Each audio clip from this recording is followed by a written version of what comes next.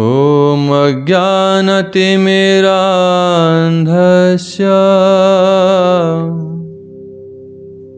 ज्ञानाञ्जनशलाकया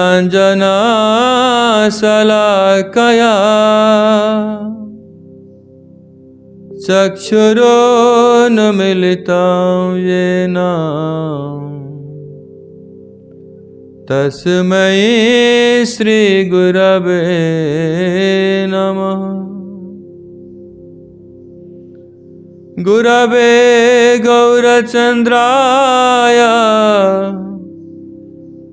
राधिकायैस्तदालये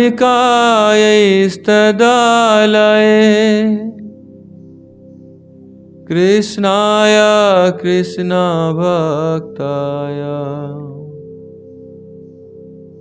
तद्भक्ताय नमो नमः।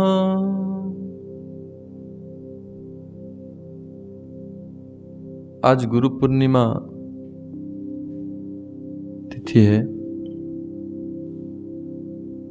श्रील व्यासदेव जी इस जगत में गुरु रूप में अवतीर्ण होकर सारा जगत को उनने भगवत ज्ञान प्रदान किया था। आज उनके आविर्भाव तिथि है, जिसको गुरु पूर्णिमा के तिथि के रूप में सारा जगत में पालन करते हैं। आज सब भक्त लोग अपने अपने गुरुदेव को यथारूप में पूजा करते हैं, समग्र गुरु वर्गों की पूजा करते हैं।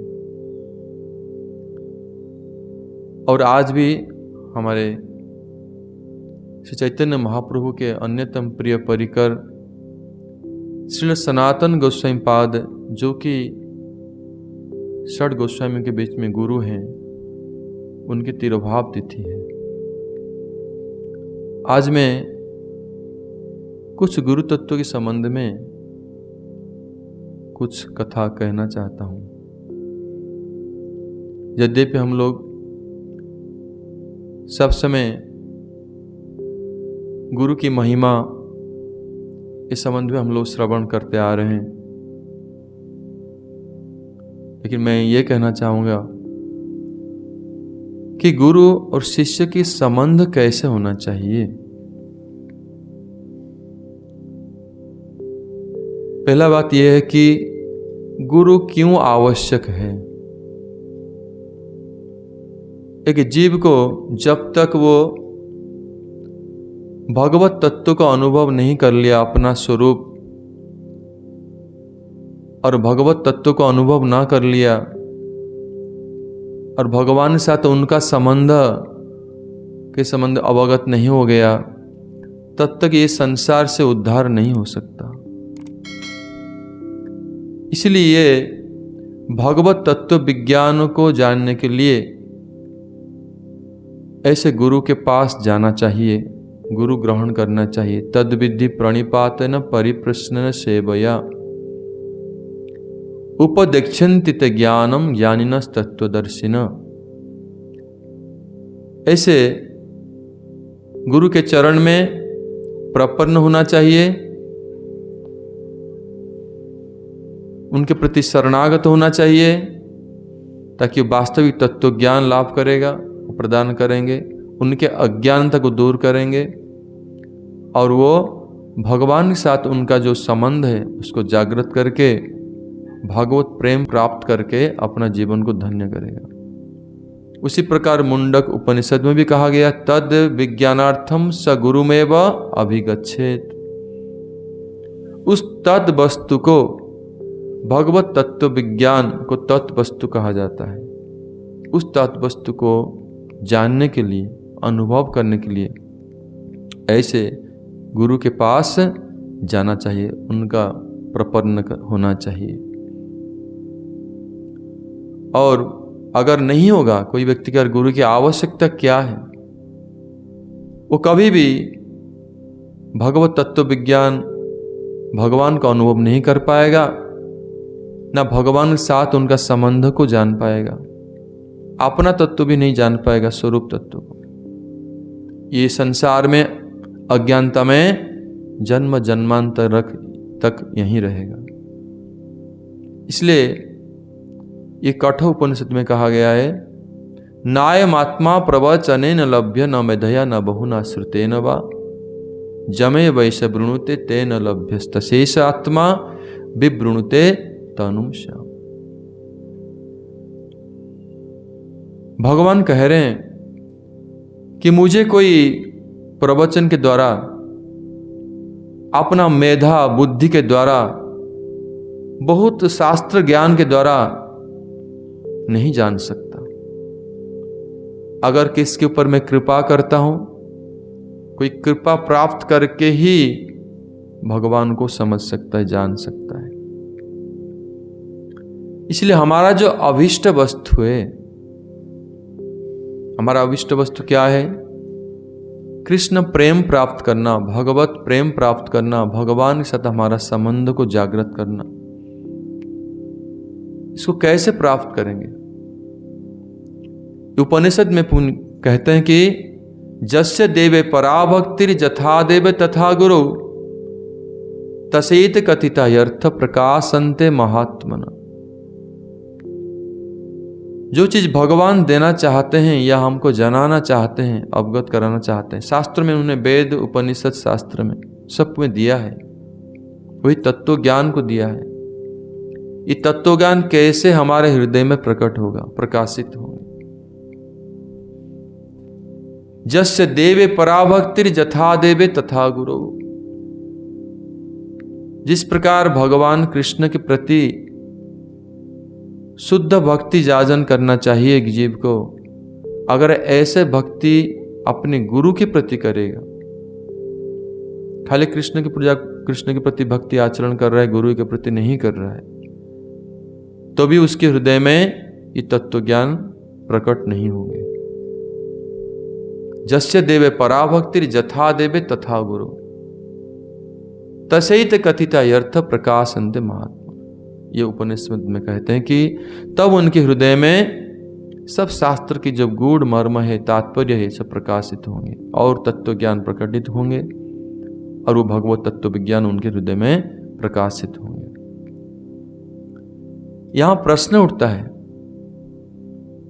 जगत में बहुत योग्य गुरु हैं, बड़े बड़े महात्मा, जैसे हम देखते हैं श्रील भक्ति सिद्धांत सरस्वती ठाकुर प्रभुपाद, हमारे भक्ति वेदांत स्वामी प्रभुपाद हैं, जो सारा जगत में भगवान श्री चैतन्य महाप्रभु के वाणी को, भागवत धर्म को सारा जगत में हरिनाम संकीर्तन को प्रचार किया और लाखों जीवों के हृदय में इसको प्रकट भी किया।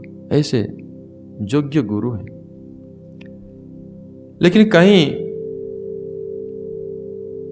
हम देखते हैं कि गुरु तो बहुत हैं, लेकिन शिष्य, सच शिष्य बनना बहुत विरल है। लोग शिष्य नहीं बन पाते हैं।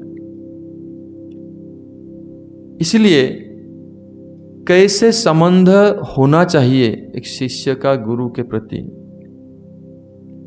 शिष्य का हृदय में गुरु ज्ञान कैसे होना चाहिए? शिष्य कौन है, कैसा होना चाहिए? गुरु के साथ उसका संबंध कैसे होना चाहिए? कहीं ये चीज को हम लोग आलोचना करना चाहिए, क्योंकि जगत में इसका अभाव हमको देखने को मिलता है। शिष्य माने पहला चीज है कि शासन के अधीन। शिष्य जो शब्द है शास धातु से है, शासन, शासन के अधीन। शिष्य गुरु के शासन के अधीन होना चाहिए। जैसे अर्जुन कहते हैं भगवान को, शिष्यस्तेहम साधिमाम त्वाम प्रपन्नम, मैं आपका शिष्य हूं, आपके चरण में प्रपन्न हूं, मुझे शोधन कीजिए, मुझे शोधन कीजिए, शुद्ध कीजिए, अपने तत्व ज्ञान के द्वारा मुझे आलोकित कीजिए, मेरे अज्ञानता को, कार्पण्य दोष को दूर कर दीजिए। भगवान ये गुरु के रूप में भगवान को स्वीकार करके, और शिष्य कैसे बनना चाहिए ऐसे अर्जुन अपने शब्द में प्रकाश करते हैं। तो शिष्य गुरु का जो संबंध का प्रारंभ कब होता है? न दीक्षा के समय में। दीक्षा काले शिष्य करे आत्मनिवेदन, से ही काले कृष्ण तारे करे आत्मसम। दीक्षा के समय में शिष्य गुरु के चरण में प्रपन्न होता है, आत्मनिवेदन, अपने आप को पूर्ण रूप में समर्पण करता है। जो अपने आप को पूर्ण रूप में समर्पण कर दिया तो कृष्ण उनको अपनाते हैं। उसी प्रकार अगर हमारा समर्पण में आंशिक रूप में करते हैं या थोड़ा सा ही करते हैं, तो उसी प्रकार कृष्ण भी हमको उतना अपनाते नहीं। इसलिए वो समर्पण के ऊपर निर्भर करता है कि कृष्ण हमको अपनाएंगे कि नहीं। और ये जो संबंध है, गुरु के प्रति वो समर्पित होता है और कृष्ण ग्रहण कर लेते हैं, क्योंकि गुरु और कृष्ण में भेद नहीं, वो उनके ही प्रतिनिधि है। भगवान कृष्ण 11 स्कंद भागवत में कहते हैं कि आचार्य मां बीजानियान नावमान्यत करिए चित, न मर्त्य बुद्ध्या असूयत सर्वदेव मय गुरु। आचार्य मांग बीजानिया, कि आचार्य जो गुरु हैं मुझसे उनको अभिन्न समझना, उनको कभी अवमानना नहीं करना। भगवान ये मर्यादा देते हैं, क्योंकि लोग भगवान को तो सम्मान तो करते हैं, मर्यादा देते हैं, लेकिन गुरु को, आचार्य को नहीं देते हैं। इसलिए भगवान कहते हैं कि मुझसे बराबर समझना। आचार्य मांग भी जाए, उनको अवज्ञा नहीं करना। न मर्त्य बुद्धिया असूयत, उनको साधारण मर्त्य बुद्धि में, जड़ बुद्धि में उनको नहीं देखना चाहिए। उनको ईर्ष्या नहीं करना चाहिए, ईर्ष्या द्वेष आदि उनके प्रति आरोप नहीं करना चाहिए। अवज्ञा, ईर्ष्या, द्वेष, उनके प्रति क्रोध आचरण, द्रोह आचरण आदि, ये समस्त आचरण गुरु के प्रति नहीं करना चाहिए। न मर्त्य बुद्धि, मर्त्य बुद्धि से नहीं करना चाहिए। सर्वदेवमय गुरु, समस्त देवताओं की वास है उनमें, और समस्त गुरु परंपरा, भगवान के समस्त स्वरूप उनके अंदर में वास है। भगवान के प्रतिनिधि के रूप में ये जगत में प्रकट होते हैं। गुरु के रूप में ही कृष्ण कृपा करते हैं। गुरु रूपे कृष्ण करें भक्त जन, कृष्ण गुरु रूपहन शास्त्र प्रमाण। कृष्ण गुरु के रूप में जगत में प्रकट होते हैं और गुरु रूप में कृपा करते हैं जगत में। फिर कहते हैं कि तो गुरुदेव तो भगवान के सेवक हैं। यद्यपि हमारा गुरु चैतन्य दास, तथापि जानिए अमी ताहार प्रकाश। यद्यपि हमारे गुरु चैतन्य महाप्रभु के दास हैं, भगवान के दास हैं, सेवक हैं, फिर भी उनको सेवक ज्ञान में तुच्छ ना करके, तुच्छ ज्ञान नहीं करके, उनको भगवान के प्रकाश के रूप में देखना चाहिए कि भगवान के प्रकाश हैं, भगवान के प्रतिनिधि हैं, भगवान के प्रकाश स्वरूप हैं। अगर भगवान ऐसी ज्ञान करेंगे तो मयानुकूलेन नभस्वतरितम, वो व्यक्ति भव सागर से उद्धार हो जाता है, तर जाता है, और वो भव सागर को पार होने के लिए जो अनुकूल बतास है या वायु है, वो भगवान ही स्वयं कृपा के रूप में उनके जीवन में वो कृपा वायु को लेकर आते हैं। अगर कोई व्यक्ति, कोई अगर शिष्य गुरु के प्रति ऐसे आचरण नहीं करता है, गुरु से विच्युत हो जाता है, तब क्या था, उनके जीवन में बहुत बड़ी विपत्ति आ जाता है। संसार दशा बहुत उनके लिए कठिन हो जाता है, संसार में आबद्ध हो जाता है और अनेक कष्ट में पड़ जाता है और संसार से उद्धार नहीं हो पाता। इसलिए कहते हैं कि भगवान उसके ऊपर असंतुष्ट हो जाते हैं, देवता लोग भी असंतुष्ट हो जाते हैं। शास्त्र में हरिभक्ति विलास में कई सारे, इसलिए सनातन गोस्वामी पाद ने प्रमाण दिया है, 4-5 श्लोक, बहुत सारे श्लोक है, लेकिन मैं 2-4 शब्द में कहूंगा। एक कहते हैं कि हरो रुष्टे गुरुत्राता गुरु रुष्टे न कश्चन तस्मात् सर्व प्रयत्नेन गुरुमेव प्रसादयेत्। अगर कोई अपराध कर देते हैं भगवान के प्रति, हरि के प्रति, तो गुरुदेव उद्धार कर सकते हैं। गुरुदेव अगर क्षमा करते हैं तो वो अपराध क्षमा हो जाता है। इसलिए अगर गुरुदेव के प्रति हम ऐसे अपराध करते हैं या उनको अप्रसन्न करते हैं, गुरु रुष्टे न कश्चन, भगवान उसको क्षमा नहीं कर सकते हैं, उसका कोई दूसरा उपाय नहीं है। इसलिए तस्मात् सर्व प्रयत्न, अपने समस्त प्रयास समस्त चेष्टाओं के द्वारा गुरु के प्रसन्न विधान करना चाहिए, उनको असंतुष्ट नहीं करना चाहिए और उनके प्रसन्न मूलक कार्य करना चाहिए।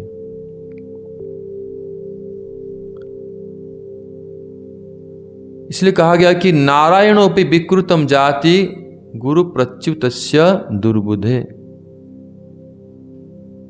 कमल जलादपेन शोषयति रविर न पोषयति।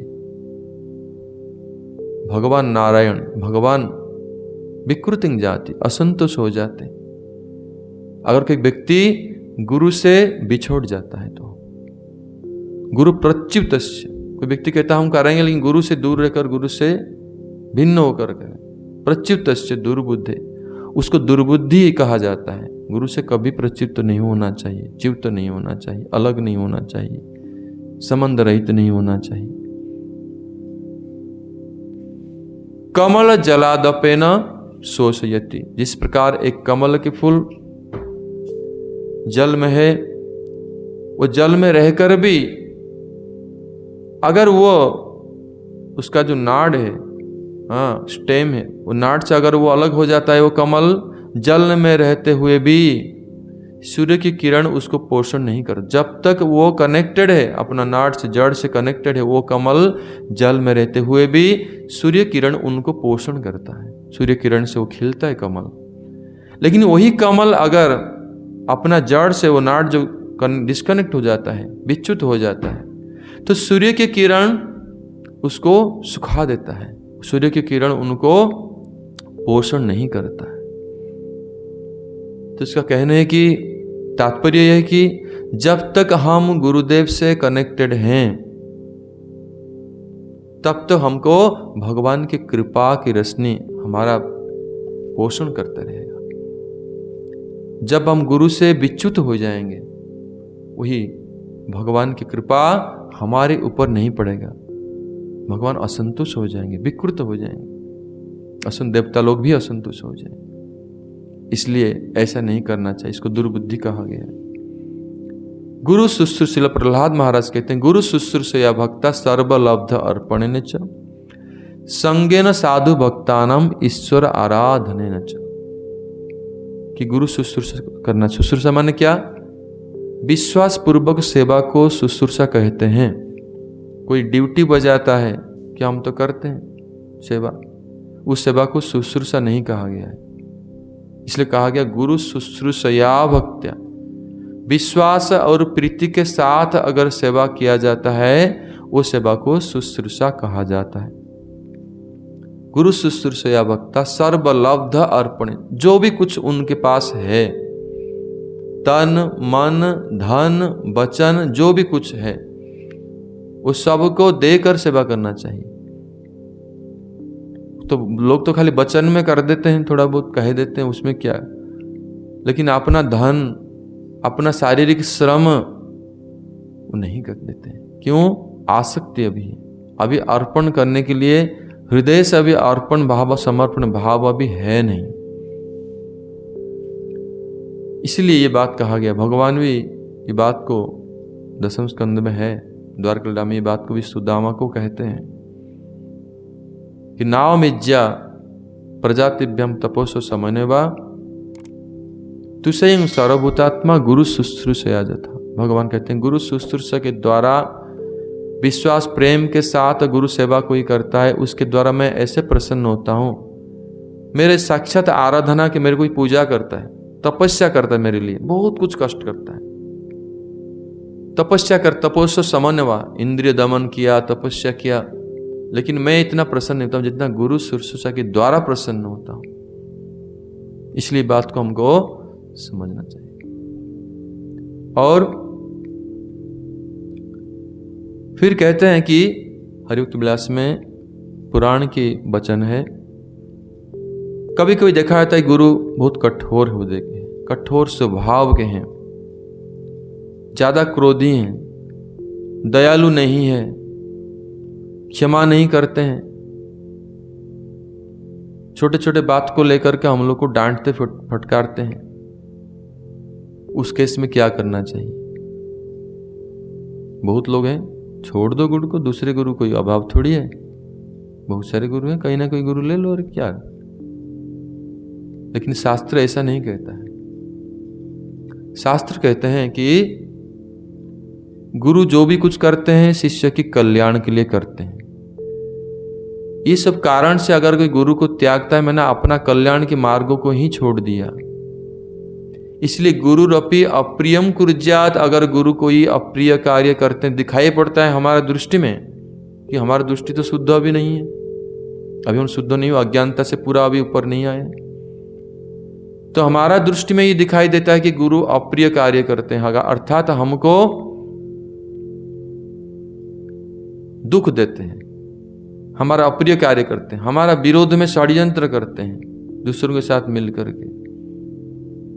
अगर ऐसे भावना आया गुरुरपि अप्रियम कुर्यात्, अगर ऐसे दिखाई पड़ता है, तब भी ताड़ितो पीड़ितो पीवा, अगर गुरु हमको ताड़ना करते हैं, जैसे हम देखते हैं कि उदाहरण है उपमन्यु को उनके गुरुदेव ने उनके खाना पीना तक बंद कर दिया, उनके भोजन जो भी खा रहा था उसको भी बंद किया, ये मत खाओ वो मत खाओ, शिक्षा दे रहे हैं। ताड़ना पीड़ा तक उनको कष्ट भी हुआ, अंधा भी हो गया लास्ट में वो। फिर भी नावमान्यता करिचित न अप्रिय ही समाज, फिर भी हम गुरु के अवज्ञा नहीं करना चाहिए, क्योंकि गुरु हमारे कल्याण के लिए जो भी कुछ करते हैं हमारे कल्याण के लिए, उसमें कल्याण छिपा रहता है। कृष्ण कृपा की मूर्ति है, इसलिए उस समय शिष्य को धैर्य धारण करके, अनुगत हो करके, साधन भजन करके गुरु के अनुगति में ही रहना चाहिए। और समय आने पर, अज्ञानता के पर्दा दूर होने पर सब कुछ उसको सत्य प्रकट हो जाते हैं और उसको समझ में आता है। कभी गुरु के विरोध में कोई कार्य नहीं करना, अप्रिय ही समाचार अगर करता है ना, भगवान उसके साथ देते हैं, देवता लोग साथ देते हैं, उसका कर्म भी उसको साथ नहीं देता है, और व्यक्ति कहीं का नहीं रहता है। संसार में उससे बड़ा दुर्दशा और किसी को उपस्थित नहीं होता है। इसलिए शिष्य को इन विचारों के साथ गुरु ज्ञान करते हुए बंद मोहि सावधान मते, सावधान के साथ गुरु की सेवा पूजा करना चाहिए और गुरु के साथ बना रहना चाहिए, गुरु से शिक्षा लाभ करना चाहिए और अपने जीवन को धन्य करना चाहिए। यही उनका ये शास्त्र की शिक्षा की सार है, जो कि बहुत आवश्यक है। अभी ये चीज़ का भाव है शिष्यों के हृदय में, ये भाव होना बहुत आवश्यक है। बड़े बड़े गुरुओं के गुरु बहुत योग्य हैं, मुक्त पुरुष हैं, परमहंस हैं, उत्तम भागवत है, लेकिन ऐसे शिष्य जो उनको भी समझ नहीं पाते, उनको ऐसे अवज्ञा करते हैं, तो इससे क्या होता है ना, जगत में इसका प्रभाव है और लोग गलत मार्ग में जाते हैं, क्योंकि बड़े बड़े लोग करते हैं तो हम भी वही करें। इसलिए शिक्षा के आधार पर गुरु के प्रति पूर्ण विश्वास, प्रीति और प्रेम के साथ सेवा करना चाहिए और गुरु के साथ अपना संबंध को कभी भी संकुचित नहीं करना चाहिए, जिसके द्वारा उसके जीवन में जो कल्याण के मार्ग को स्वयं बंद नहीं करना चाहिए, ताकि जीवन में उसको अत्यंत कल्याण लाभ होगा और एक दिन कृष्ण प्रेम प्राप्त होगा। वही व्यक्ति कृष्ण प्रेम प्राप्त कर धन्य बनता है। मैं इन शब्दों के साथ अपने गुरु जी के चरण में इन शब्दों के साथ पुष्पांजलि अर्पण करता हूँ आज गुरु पुण्यतिथि महोत्सव में। जय श्री रूपानुग गौड़ीय गुरु वर्ग की जय, रूपानुगाचार्य श्री गुरुदेव की जय, जय समागत भक्त वृंद की जय, निताई गौर प्रेमानंदे हरि हरि बोल। हरे कृष्णा कृष्णा कृष्णा हरे हरे, हरे राम राम राम हरे